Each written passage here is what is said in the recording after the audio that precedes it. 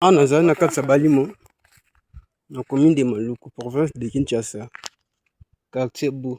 Espace oyo vraiment eza à vendre, espace oyo totia yango à vendre. Toluku yango ba client, na espace oyo eza awa oyo parcelle. Ebandeli yango eza awa, se na telemi awa. Nzete oyo awa pembeni ya mbila oyo. Yango mbila na balimo. Awa eza à vendre vraiment espace oyo.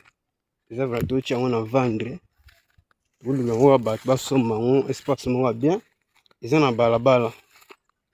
Eza na balabala vraiment ndako yango ekote ba nzete yango ebwe. Eza monene ya 20 mètres c'est 25 mètres. Monene na ngango oyo oyebwi atoza limite ya ba fleur nango balona yango o limite yango ba fleur balona yango espace yango oyo awa eza na balimo toza na balimo vraiment yango oyo o balabala ya mutuka principale balabala Fatsai abongisa déjà yango balabala Fatsai abongisa yango boye o balabala Fatsai abongisa déjà apalola abwaka deya mabanga asala yango deya prince yango oyo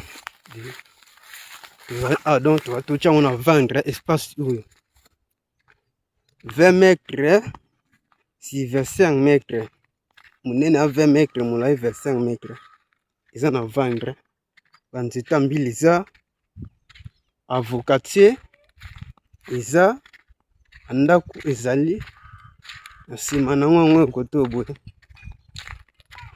espace oyo eza vendre ozali na commune Maluku village Balimo quartier Bou et groupement Bou toujours cet espace là toujours eza na vendre vraiment touti yango à vendre eza na nzela ya pe pembeni espace ya mama nanga bijou espace mama bijou na ngambo espace oyo mpeza na ngambo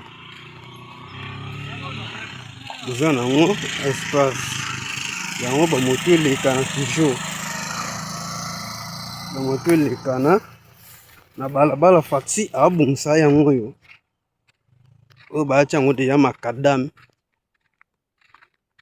oyo eza makadame oyo eza na vendre toluka yango bato eza place moko bien vraiment eza bien vraiment balabala toujours oye po temisi mutuka no moto na yo pe na kati ya parcelle na mopanzi nango kuna na kati nango mposa misano tout ça eza à vendre espace. Merci beaucoup vraiment espace ouvert totia yango na vendre makasi toluka yango bato basomba yango. Merci beaucoup pour votre compréhension.